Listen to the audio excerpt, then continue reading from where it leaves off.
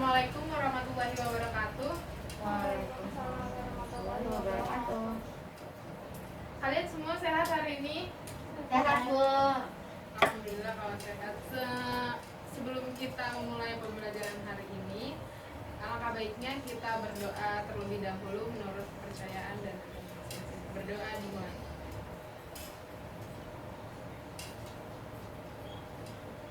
Sudah selesai. Nah, pada kesempatan kali ini kita akan melanjutkan materi yang sudah kita bahas beberapa hari yang lalu, yaitu tentang flora dan fauna. Nah, kali ini kita akan membahas tentang fauna di Indonesia. Persebaran fauna di Indonesia itu juga cukup banyak, sebab kehidupan hewan yang sangat pengaruh itu oleh keadaan tumbuh-tumbuhan dan iklim. Keadaan hewan di Indonesia itu sama dengan keadaan tumbuhan, di mana terjadi akibat dangkalan Sunda dan dangkalan Sahul dengan laut tengah Austral Asia. Maka persebaran fauna di Indonesia juga dibagi menjadi 3 daerah fauna. Apa aja daerah fauna, ada di mana aja? Fauna Indonesia bagian barat, tengah, timur. Nah, ya. Fauna yang pertama kita akan bahas mengenai fauna Indonesia bagian barat. Nah, di Indonesia Barat tuh terdapat hewan-hewan yang mirip dengan di daerah Asia. Contohnya tuh kayak harimau yang terdapat di Jawa, Madura, dan Bali. Lalu ada beruang terdapat di Sumatera dan Kalimantan. Terus ada gajah. Tuh, gajah terdapat di mana? Lampung. Lampung, Sumatera, iya. Terus ada badak. Kalau badak? Jawa, Sumatera juga ada. Lalu ada banteng, itu ada di Jawa dan Kalimantan, dan masih banyak lainnya. Terus yang kedua ada fauna Indonesia Timur. Nah, hewan-hewan di Indonesia Timur itu mirip dengan hewan di Australia. Contohnya tuh kayak kanguru, terus itu ada di Papua ya, kanguru. Terus ada tikus, musang, itu ada di tikus berkantong, itu ada di Maluku sebelah timur, dan ada juga di Papua. Lalu ada burung kasuari, burung cendrawasih, ya. Lalu juga ada burung kakatua, dan masih banyak fauna-fauna di Indonesia bagian timur lainnya. Terus yang ketiga ada fauna Indonesia bagian tengah.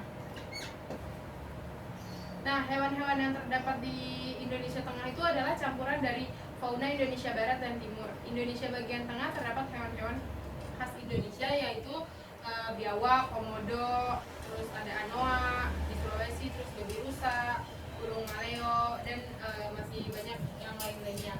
Kemudian kita membahas tentang flora dunia. Penyebaran komunitas flora di dunia itu penyebaran organisme tumbuhan di dunia yang dapat dibagi menjadi 6 macam yang utama. Nah, ke-6 daerah ini dibedakan berdasarkan perubahan naik garis lintang atau penurunan temperatur dalam pembagian temperatur. Nah, 6 macam komunitas tumbuhan itu adalah yang pertama ada padang rumput.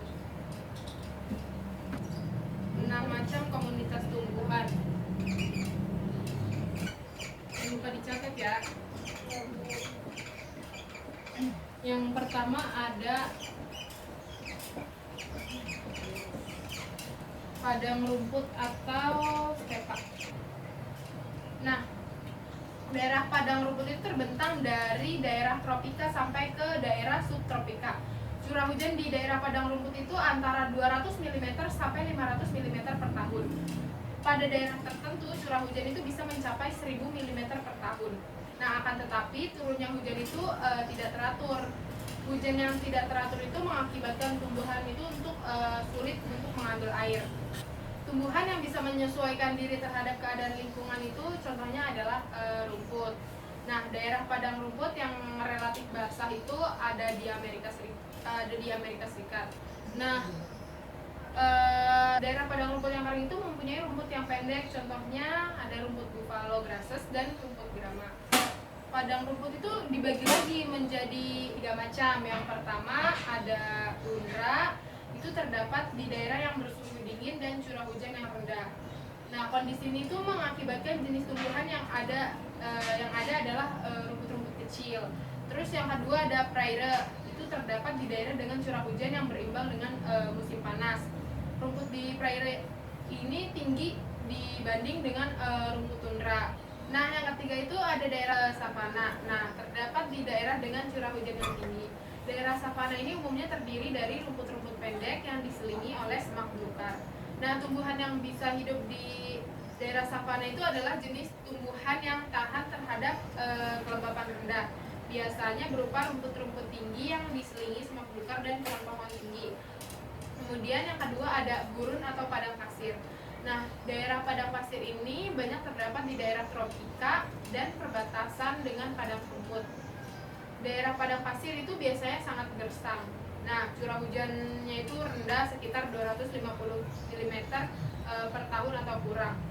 Hujan lebat itu jarang terjadi di daerah gurun atau padang pasir. Nah, contoh tumbuhan yang hidup di gurun atau ya kaktus. Selain kaktus ada apa lagi? Kurma, ya itu merupakan contoh tumbuhan yang hidup di gurun atau padang pasir. Terus yang ketiga ada tundra atau padang lumut. Daerah padang lumut itu hanya terjadi di kutub utara. Nah, daerah ini tuh memiliki musim dingin yang panjang serta gelap. Daerah tundra itu di kutub bisa mengalami gelap berbulan-bulan karena matahari hanya mencapai 23,5 derajat LU atau lintang utara atau lintang selatan. Di daerah ini tuh tidak ada tumbuhan tinggi, pohonnya tuh pendek-pendek seperti semak. Selanjutnya ada hutan basah. Nah, daerah hutan basah tropika itu terdapat beratus-ratus spesies tumbuhan. Sepanjang tahun, hutan basah tropika itu cukup mendapat air dan keadaan alamnya memungkinkan terjadinya pertumbuhan yang lama. Kemudian yang kelima ada hutan gugur. Hutan gugur itu terdapat banyak di daerah yang beriklim sedang. Hutan gugur ini disebabkan oleh curah hujan yang merata sepanjang tahun serta adanya musim dingin dan musim panas. Terus yang kedua karena musim yang mendahului musim dingin atau disebut dengan musim gugur. Nah, sejak musim gugur sampai musim semi itu tumbuhan yang menahun pertumbuhannya tuh terhenti. Tumbuhan semusim itu mati ketika musim dingin. Tumbuhan yang tahan di tempat di suhu yang dingin itu dapat berkecambah menjelang musim panas. Selanjutnya ada taiga atau hutan pinus. Nah, taiga adalah hutan pohon pinus yang daunnya tuh seperti jarum. Ada yang tahu nggak contoh tumbuhan taiga tuh contohnya kayak apa? Tinggi, pohonnya tinggi. Ininya contoh pohonnya. Cemara bukan Bu? Ya, kalau cemara itu masuk ke dalam bagian konifer. Karena konifer itu kayak pohon-pohon yang tajam-tajam gitu. Nah, itu termasuk. Daerah taiga itu merupakan bioma yang hanya terdiri dari satu spesies pohon. Kemudian selanjutnya kita akan membahas persebaran hewan yang ada di dunia. Menurut Wallace, persebaran fauna itu dibagi menjadi 6 apa aja? Ada yang tahu nggak? Oriental, Etiopian, Ethiopia, Neotropik, Australis, Paleartik, dan Neartik. Nah, kalau Paleartik itu mencakup Eropa dan Asia bagian utara. Terus memiliki 28 famili kondata yang tersebar di mana-mana. Terus faunanya tuh berupa reptil, itu contohnya kayak domba, kambing. Terus kalau di Neartik itu meliputi Amerika Utara dan Greenland. Neartik tuh banyak kesamaan dengan Paleartik. Keduanya pernah bergabung pada zaman Tersier dan Pleistocene. Fauna di Neartik itu memiliki beberapa bentuk yang khas. Contohnya musang berkantung, tikus berkantung, reptil, dan masih banyak yang lainnya. Terus yang ketiga ada Oriental. Itu meliputi wilayah Asia Tenggara. Nah, mempunyai ciri bentuk-bentuk tropik yang ada di daerah semenanjung pulau. Terus yang ketiga, faunanya itu meliputi satu spesies gajah, badak, dan beberapa spesies rusa. Kemudian yang keempat ada Ethiopia. Ethiopia meliputi sebagian besar wilayah tropik, Afrika bagian selatan, dan Arabia Selatan. Lalu ciri yang kedua itu memiliki fauna yang beraneka di antara semua kerajaan, walaupun tidak memiliki tikus mondok atau juga berang-berang, beruang, dan rusa. Nah, wilayah Ethiopia ini memiliki banyak kesamaan dengan wilayah Oriental, misalnya antelop, tapir, badak, itu hewannya hampir sama dengan wilayah Oriental. Lalu yang kelima ada Australia, itu ciri-cirinya memiliki fauna di Australia. Yang kedua memiliki beberapa mamalia yang berplasenta dan khas. Terus yang ketiga Selandia Baru memiliki sedikit fauna yaitu kelelawar dan burung berjalan. Nah, yang keenam ada neotropik. Ciri-cirinya yaitu meliputi Amerika Selatan, adalah wilayah tropik yang memiliki famili hewan mamalia eksklusif dalam jumlah yang besar. Lalu yang kedua, ciri yang kedua itu setengah dari 32 famili hewan berkantung. Fauna lainnya yaitu ada kera, burung, dan pengunggis yang khas. Nah, selanjutnya kita akan bahas mengenai pelestarian flora dan fauna. Pelestarian flora itu dititik beratkan pada pelestarian hutan, karena hutan lebih berkaitan dengan kehidupan makhluk hidup di bumi. Antara lain, hutan itu menghasilkan sumber air, menghasilkan gas oksigen, yang penting untuk pernapasan makhluk hidup, dan hutan merupakan sumber penghasilan manusia dan sebagainya. Nah, contoh pelestarian flora di Indonesia itu yang pertama dibentuk polisi khusus kehutanan untuk menjaga kelestarian hutan agar hutan tidak dicuri kayunya.